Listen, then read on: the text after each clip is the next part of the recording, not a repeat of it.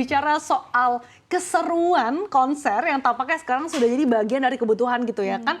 Tidak ada primer, sekunder, tersier, tapi sekarang nambah jadi konser. Ya. Nah sebetulnya bagaimana sih caranya supaya kita bisa nonton konser kesayangan band kita ataupun penyanyi favorit kita gitu ya. Supaya kantong ini tidak jebol, jangan sampai kita malah setelah beli tiket konser malah pusing setelahnya. Betul. Ya, biasanya nih kalau misalnya buat penggemar musik, orang yang suka konser, biasanya dia punya budget yang disisihkan untuk nonton konser.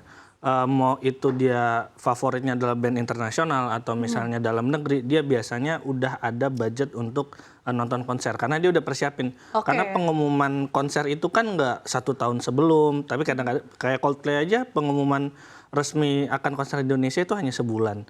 Kalau misalnya kita nggak sisain budget kita, tiba-tiba ada pengumuman band apa konser di Indonesia, kita yang ada malah nggak siap dananya, ujung-ujungnya bisa pinjol. Nah menarik nih, kata Mas Robert biasanya harusnya ada alokasi. Tapi kayaknya kalau saya melihat diri saya sendiri tuh kayaknya nggak pernah ada alokasi khusus untuk buat konser gitu ya. Karena kan tadi Mas Robert bilang kalau ada konser tuh diumumkannya tuh mendadak banget gitu. Jadi kayaknya ya udahlah pakai duit ini dulu aja, nanti duit bisa dicari tapi nonton konser kapan lagi gitu Mas Robert. Ini sebetulnya alokasinya nih harusnya berapa persen sih dari gaji kita? Iya, sebenarnya kalau konser itu kan kalau kita bikin alokasi budget itu nggak cuman soal kebutuhan pokok, investasi, dana darurat, dan lain-lain.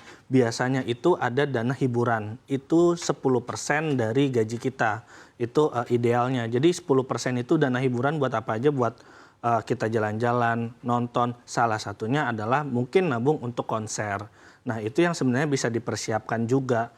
Sebenarnya kalau misalnya kita udah persiapkan dari jauh-jauh hari, mungkin kita nggak akan kelabakan juga kalau misalnya ada dadakan pengumuman band yang kita suka atau penyanyi yang kita suka tiba-tiba mau bikin konser.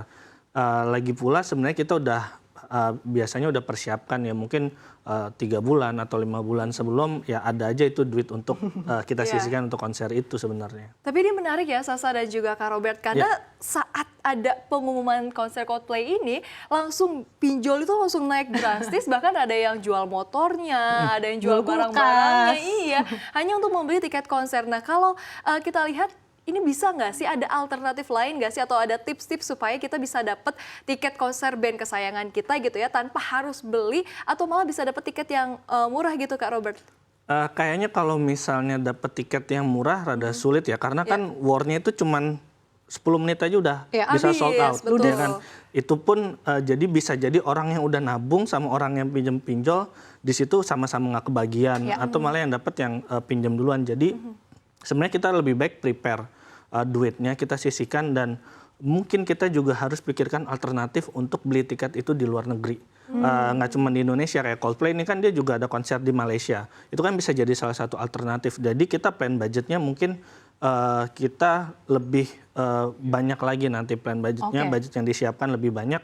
Karena kita targetnya adalah ada alternatif kita akan nonton nggak di Indonesia tapi di luar negeri. Mungkin itu akan lebih aman atau pakai kredit card, sebenarnya itu lebih aman dibanding pinjol karena bunganya yang dibandingkan kredit card dibandingkan pinjol jauh lebih tinggi pinjol.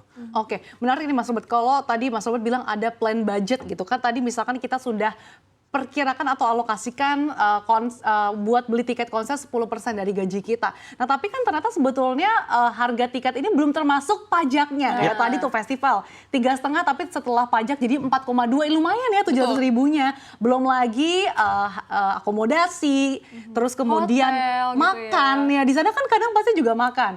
Di satu sisi alternatif yang disebutkan Mas Robert tadi mungkin bisa coba di luar negeri. Nah ini kan harus dipikirin juga nih Mas. Tiket pesawat ini juga ada budget yang membengkak juga dong pastinya. Iya, makanya itu bisa jadi alternatif setidaknya kalau misalnya kita udah siapkan jauh-jauh hari.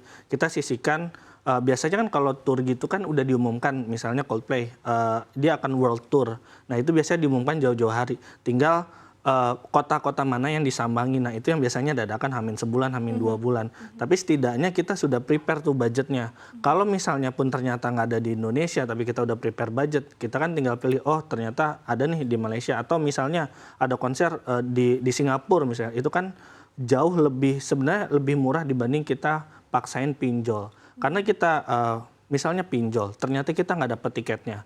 Jadi kan uangnya beban juga, karena pinjol itu kalau misalnya kemudian dihitung bunga jatuhnya mahal. Kita nggak jadi nonton konsernya, kita juga malah yang ada kita kena bunganya. Jadi kita nggak sesuai tuh sama target kita, nggak sesuai sama keinginan kita. Tapi kalau misalnya kita plan budget dari jauh-jauh hari, misalnya setiap ada gaji sisain 5%, 5% atau 10%, budget kita ada, mau nonton konser dimanapun, kita udah planning, tinggal beli tiketnya, tinggal beli akomodasinya, itu saya rasa jauh lebih menguntungkan sebenarnya. Karena tiket ini rada tricky ya, karena pengumuman yang mepet itu tadi, jadi kita nggak bisa duga-duga. Soalnya juga kayak sekarang ada isu-isu misalnya Taylor Swift mau tampil di Indonesia sebenarnya itu.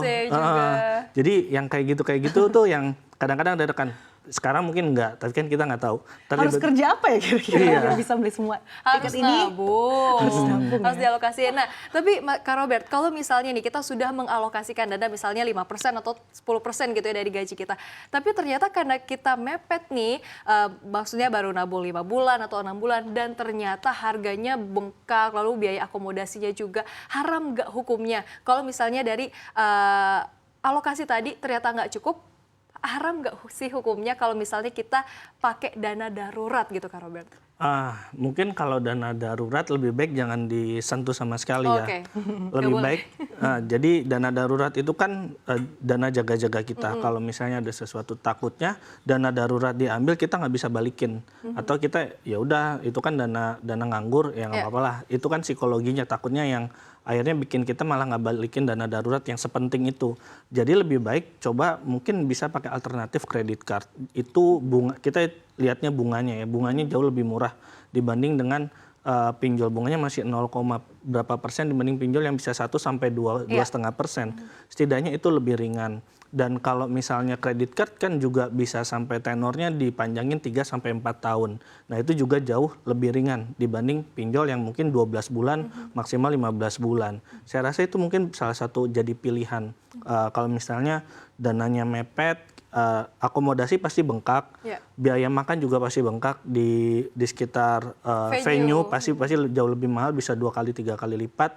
Jadi mungkin alternatifnya adalah menggunakan kredit, tapi mungkin yang disarankan saya rasa kredit card mungkin masih oke karena bunganya yang terhitung lebih rendah. Oke Mas Robert, tapi kalau berbicara soal dana darurat gitu ya, ini kan duit jaga-jaga. Tapi kan konser kan ini juga darurat gitu loh Mas Robert. Ini gimana nih? Kalau misalnya kita pakai ya udahlah, kita pakai dulu aja, nanti kan bisa kita tutup lagi.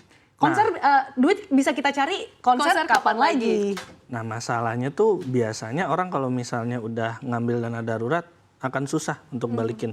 Karena psikologisnya sih sebenarnya. Bukan karena kemampuan finansialnya, tapi psikologisnya. Oke, kalau misalnya bisa balikin, tapi kalau misalnya itu malah jadi kebiasaan, yang harusnya kita nabung dana darurat itu untuk 6 bulan penghasilan, di bulan ketiga, oke ada konser nih Coldplay, datang, kita ambil dana darurat. Nanti ada konser siapa lagi datang, belum ketutup, diambil lagi, akhirnya habis. Sebenarnya lebih pengaruhnya mungkin ke psikologi dari orang tersebut. Takutnya bukan karena kemampuan finansialnya, tapi karena FOMO itu menghalalkan segala cara, salah satunya ngambil dana darurat, dan kita nggak tahu, mungkin kita ngambil dana darurat untuk ngembaliin tiba-tiba ada PHK dan segala macam. Nah, itu kan fungsinya dana darurat. Oke.